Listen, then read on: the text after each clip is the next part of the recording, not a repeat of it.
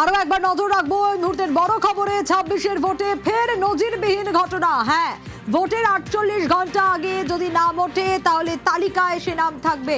ভোটের দুদিন আগেও ভোটার তালিকায় নাম, 21শে এপ্রিল নাম উঠলে 23শে এপ্রিল ভোট দেওয়া যাবে। কি বলেছেন মুখ্যমন্ত্রী মমতা বন্দ্যোপাধ্যায়, শোনাবো। এবং কুচবিহারে আমি দিনহাটা থেকে উঠেই হেলিকপ্টারে গুড নিউজটা পেলাম। আমি বারবার করে সবাইকে বলছিলাম ধৈর্য রাখুন, অ্যাডজুডিকেশনে অ্যাপ্লাই করুন ট্রিব্যুনালে, এবং টুডে আর টুমরো আপনারা নিশ্চয়ই পাবেন। আজকে সুপ্রিম কোর্ট অর্ডার দিয়েছেন যাদের নাম আছে ট্রিব্যুনালে, মানে যারা অ্যাপ্লাই করেছেন সকলেই মোটামুটি করেছে আমার মনে হয়।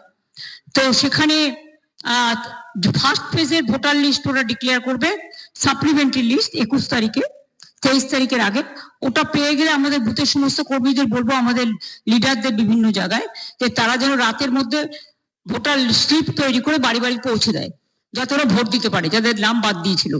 আর দুই হচ্ছে যে আর 27 তারিখে 29 তারিখে যেটা লাস্ট ফেজ আছে সেটাও দুদিন আগে 27 তারিখে বলেছে ওটা ট্রিব্যুনাল অ্যানাউন্স করবে ভোটিং রাইটস। সুতরাং I am so happy and I'm proud of my judiciary and এবং আমি নিজে কেস করেছিলাম, এটা আমার কেসের উপর। মামাটি মানুষ জিন্দাবাদ, মামাটি মানুষ ধন্যবাদ। আজকে আমার থেকে খুশি আর কেউ নয়। মমতা বন্দ্যোপাধ্যায় যে প্রতিক্রিয়া আপনাদের শোনাচ্ছিলাম। মৈত্রী রয়েছে আমার সঙ্গে। আমাদের দর্শকরা যারা এই মুহূর্তে রয়েছেন নিউজ 18 বাংলা দেখছেন, তাদের জন্য আরো ক্লিয়ারলি একটু জানবো মৈত্রীর কাছ থেকেই। মৈত্রী, অর্থাৎ ভোটের দুদিন আগেও যদি ট্রাইব্যুনালে নিষ্পত্তি হয়ে যায় তাহলেই ভোটাধিকার পাওয়া যাবে। যে মানুষ যাদের নাম বাদ গেছে, প্রায় 34 লক্ষ নাম বাদ, কমিশনকে তালিকা প্রকাশের নির্দেশ দিল। এক্স্যাক্টলি সুপ্রিম কোর্ট আজ ঠিক কি বললো? দেখো, সুপ্রিম কোর্টে প্রধান বিচারপতির বেঞ্চে বাংলার এসআইআর মামলার শুনানি হয়েছিল গত 13ই এপ্রিল। সেখানে এসআইআর মামলার শুনানির পরে নিজেদের রায় রিজার্ভ রেখেছিল সর্বোচ্চ আদালত এবং ওপেন কোর্টে তাদের রায় জানায়নি। সেই রায় আজকে জানানো হয়েছে সর্বোচ্চ আদালতের প্রধান বিচারপতির বেঞ্চের তরফ থেকে, এবং সেখানেই জানানো হয়েছে যে অ্যাপিলেট ট্রাইব্যুনাল তারা যদি প্রথম দফার নির্বাচনের জন্য 21শে এপ্রিলের মধ্যে কোনো আবেদনের নিষ্পত্তি করে বা কাউকে বৈধ ভোটার হিসাবে মান্যতা দেয়, তাহলে সেই ব্যক্তির নাম সাপ্লিমেন্টারি তালিকায় তুলতে হবে। এবং দ্বিতীয় দফা নির্বাচনের ক্ষেত্রে সেই কাট অফ ডেটটা 27 তারিখ, অর্থাৎ দুটি ক্ষেত্রে নির্বাচনের ঠিক দুদিন আগে পর্যন্ত অ্যাপিলেট ট্রাইব্যুনাল যে সমস্ত আবেদনের নিষ্পত্তি করবে, সেই সমস্ত আবেদনের ক্ষেত্রে নামের বৈধ বলা বা অবৈধ বলা, সেক্ষেত্রে দাঁড়িয়ে সেই সমস্ত ব্যক্তিদেরকে যারা বৈধ হিসেবে পরিচিত মান্যতা পাবেন ট্রাইব্যুনালের কাছে, সেই সমস্ত বৈধ ভোটাররা ভোট দেওয়ার অধিকার পাবেন এবং তারা চলতি নির্বাচনেই তারা ভোট দিতে পারবেন, এটা স্পষ্ট করে দিয়েছে আজকে সর্বোচ্চ আদালত। এবং সেক্ষেত্রে দাঁড়িয়ে জাতীয় নির্বাচন কমিশনকে একটি সাপ্লিমেন্টারি তালিকা প্রকাশ করতে হবে। সাধারণভাবে রিপ্রেজেন্টেশন অফ পিপলস অ্যাক্ট অনুযায়ী যে কোনো নির্বাচনের ভোটার তালিকা ফ্রিজ হয়ে যায়, সেই নির্বাচনের সেই সংশ্লিষ্ট নির্বাচনের নমিনেশন দেওয়ার শেষ দিনই ভোটার তালিকা ফ্রিজ হয়ে যায়। অর্থাৎ প্রথম দফার যে 23 তারিখে নির্বাচন রয়েছে তার ভোটার তালিকা ফ্রিজ হয়ে গিয়েছে 6ই এপ্রিল। কিন্তু সেই জায়গা থেকে এগিয়ে গিয়ে প্রধান বিচারপতির বেঞ্চ সর্বোচ্চ আদালতের তারা তাদের বিশেষ ক্ষমতা প্রয়োগ করেছে, সাংবিধানিক ক্ষমতা আর্টিকেল 142 প্রয়োগ করে তারা সেই সাংবিধানিক অধিকার প্রয়োগ করে তারা জানিয়ে দিয়েছে যে ট্রাইব্যুনাল যদি আরও ব্যক্তিদেরকে ক্লিয়ার করে, অর্থাৎ তাদের আবেদনকে মান্যতা দেয়। আমরা জানি যে 29 লক্ষ নাম বাদ গিয়েছে অ্যাপিলেট এই অ্যাডজুডিকেশন তালিকা থেকে, এবং গত 11ই এপ্রিল পর্যন্ত প্রায় 34 লক্ষেরও বেশি আবেদন জমা পড়েছে। অর্থাৎ এর মধ্যে এই 29 লক্ষ যাদের নাম বাদ গিয়েছে তাদের নামের সংযুক্তিকরণের যেরকম আবেদন রয়েছে, এমনই তার সঙ্গে সঙ্গেই কিন্তু নাম বাদ দেওয়ার জন্যও কিন্তু অবজেকশনও জমা পড়েছে। সেই ক্লেমস এবং অবজেকশনস এর যে সব আবেদন রয়েছে, সেই আবেদনের নিষ্পত্তি করার দায়িত্ব অ্যাপিলেট ট্রাইব্যুনালের রয়েছে। অ্যাপিলেট ট্রাইব্যুনাল ইতিমধ্যেই কাজ করতে শুরু করেছে। সেই অ্যাপিলেট ট্রাইব্যুনালের ওপরেই দায়িত্ব ছেড়ে দিয়েছে সর্বোচ্চ আদালত। কিন্তু তারা এটাও বলে দিয়েছে যে যদি অ্যাপিলেট ট্রাইব্যুনাল ভোটের আগে পর্যন্ত, অর্থাৎ ভোটের দুদিন আগে পর্যন্ত কারোর নামকে ক্লিয়ার করে, অর্থাৎ বৈধ বলে তাকে মর্যাদা দেয়, তাহলে সেই ব্যক্তির নাম সাপ্লিমেন্টারি তালিকায় তুলবে জাতীয় নির্বাচন কমিশন এবং সেই ব্যক্তি চলতি নির্বাচনে তিনি ভোট দিতে পারবেন। অর্থাৎ উত্তরবঙ্গের বা প্রথম দফায় যে উত্তরবঙ্গ সহ যে বিভিন্ন রাজ্যগুলি বিভিন্ন জেলাগুলি রয়েছে, সেখানকার ভোটারদের যদি আবেদন নিষ্পত্তি হয়, যাদের যাদের আবেদনের নিষ্পত্তি হবে এবং তাদেরকে যদি বৈধ ভোটার হিসেবে তকমা দেয় অ্যাপিলেট ট্রাইব্যুনাল, তাহলে সেই ব্যক্তিরা কিন্তু 23 তারিখে প্রথম দফায় ভোট দিতে পারবেন।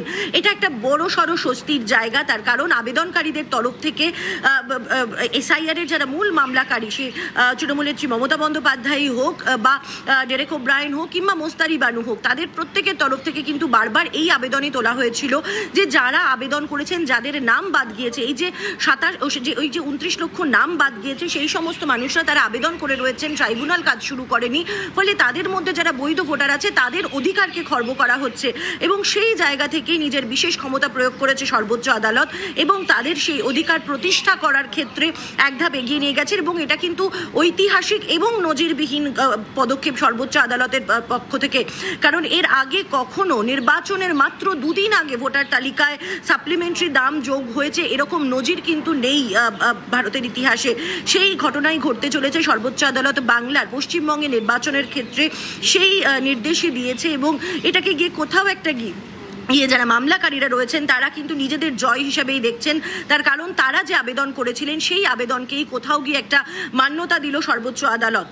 একটা বিষয় জানতে চাইবো মৈত্রী, একটু আমাদের দর্শকদের জন্য, যে নিঃসন্দেহে তুমি যেমনটা বলছিলে, আমরা দেখেছিলাম যে সাধারণ মানুষের হয়ে সওয়াল করেছিলেন খোদ মুখ্যমন্ত্রী তৃণমূল সুপ্রিমো মমতা বন্দ্যোপাধ্যায়, এবং সেই জায়গা থেকে দাঁড়িয়ে 26-এর ভোটের আগে এটা যে আরো একটা নজিরবিহীন ঘটনা তা বলার অপেক্ষা রাখে না। কিন্তু তুমি বলছিলে যে বিশেষ ক্ষমতা প্রয়োগ করে এই সিদ্ধান্ত বা এই নির্দেশ দেওয়া হয়েছে সুপ্রিম কোর্টের তরফ থেকে। এই যে বিশেষ ক্ষমতার কথা তুমি বলছো, একটু তোমার কাছ থেকে এই বিষয়টা ক্লিয়ারলি জানতে চাইবো।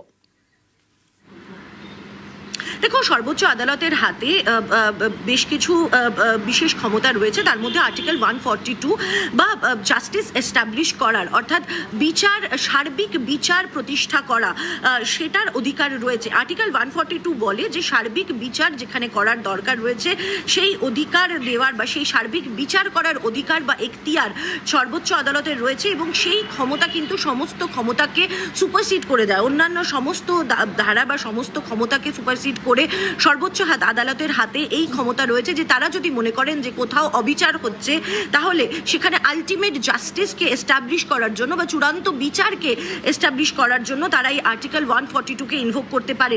এই আর্টিকেল 142 এর ইনভোক করেই কিন্তু সর্বোচ্চ আদালত জুডিশিয়ারি অফিসার নিয়োগ করেছিল, অ্যাপিলেট ট্রাইব্যুনাল তৈরি করেছিল এবং সেখানে গিয়েই তারা বারবার করে এটাই বলার চেষ্টা করেছিল যদি বাংলার এসআইআর মামলা আমরা প্রথম দিন থেকে দেখি, তাহলে সেখানে কিন্তু প্রধান বিচারপতি সূর্যকান্ত, বিচারপতি জয়মাল্য বাগচি এবং বিচারপতি পাঞ্চলির বেঞ্চ তারা বারবার করে একটা বিষয় বলে এসেছিলেন যে তারা চান না যে কোনো বৈধ ভোটারের যদি অধিকার খর্ব হয় এবং সেটা এস্টাবলিশ করা দায়িত্ব এবং সেটাকে সুনিশ্চিত করার জন্য তারা তাদের সর্বক্ষমতা যে ক্ষমতা রয়েছে, যতটা ক্ষমতা তাদের রয়েছে সেই ক্ষমতা তারা প্রয়োগ করবেন এবং এবার সেটাই দেখা গেল।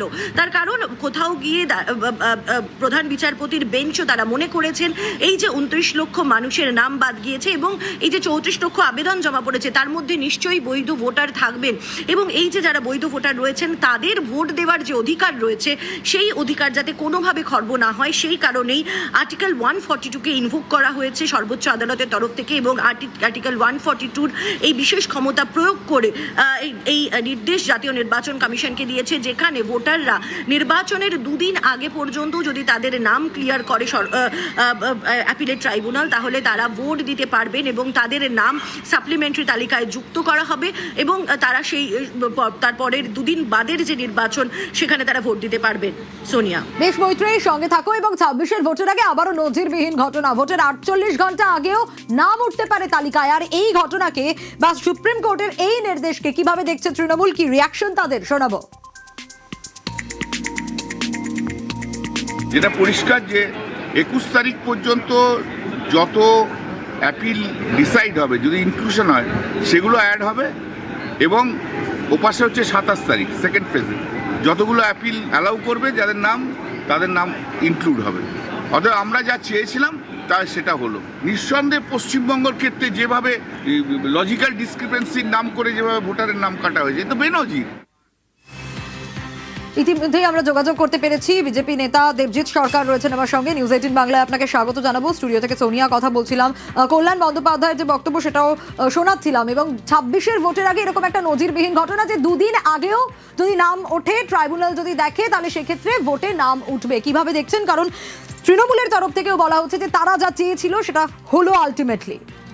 এটা কিসের নজিরবিহীন? সুপ্রিম কোর্ট এই কথা আগেই বলেছিলেন। দ্বিতীয়ত, নজিরবিহীন বলতে বলতে কল্যাণবাবুকে আচমকা থামিয়ে দিলেন কেন? বাকি তো সবই নজিরবিহীন। এসআইআর ঘোষণার পরে বিভিন্ন সময় কর্মীদের নাম না দেওয়া, ডেটা এন্ট্রি কর্মী অপারেটর থেকে নাম বন্ধ করে দেওয়া, একদম দলীয় বিধায়ক কলার তুলে সিসি ক্যামেরার সামনে বিডিও অফিস জ্বালিয়ে দিচ্ছেন। সারা ভূভারতে এসআইআর চলাকালীন কোথাও এরকম দেখেছেন নাকি? এটাও তো নজিরবিহীন। যে আদিবাসী পিএলওকে জুতো দিয়ে পেটাচ্ছেন শেখ শাহজাহান, তৃণমূলের নেতা, ডানকুনিতে চণ্ডীতলায়, এটাও নজিরবিহীন। তো নজিরবিহীন তো পুরোটাই। অন্য রাজ্য থেকে জজ সাহেবদের নিয়ে এসে করতে হচ্ছে, এসআইআর করাতে হচ্ছে। জজ সাহেবদের কার্যত পণবন্দি করে রাখছে দুষ্কৃতীরা। বাংলাদেশি অনুপ্রবেশকারী মুসলমান যাদের নাম তৃণমূল এখানে ভোটার লিস্টে তুলে দিয়েছিল, তারা সরাসরি আক্রমণ করছে ভারতের সংবিধানকে, ভারত রাষ্ট্রের ক্ষমতাকে তারা শাসন করার চেষ্টা করছে। তা সুতরাং সবই তো নজিরবিহীন। এগুলো হচ্ছে, এসবের জন্য তৃণমূল দায়ী, তৃণমূলই বুঝবে। আর বাহাদুরি নেবার কিছু নেই। সুপ্রিম কোর্টের মহামান্য সুপ্রিম কোর্ট যেটা করেছেন সেটা স্বাভাবিক। 142 দ্বারা বহু জায়গায় অ্যাপ্লাই করেছেন এবং সেটাই হয়ে থাকে। কিন্তু আমাদের বাহাদুরি নেওয়ার মতন কি হলো কে জানে? ওনারা চেয়েছিলেন নাকি? ওনারা মৃত ভোটার বাংলাদেশি অনুপ্রবেশকারী মুসলমানদের রাখতে চেয়েছিলেন। সুপ্রিম কোর্ট নিশ্চয়ই সেটাকে অ্যালাউ করেননি। ধন্যবাদ জানাবো আপনাকে।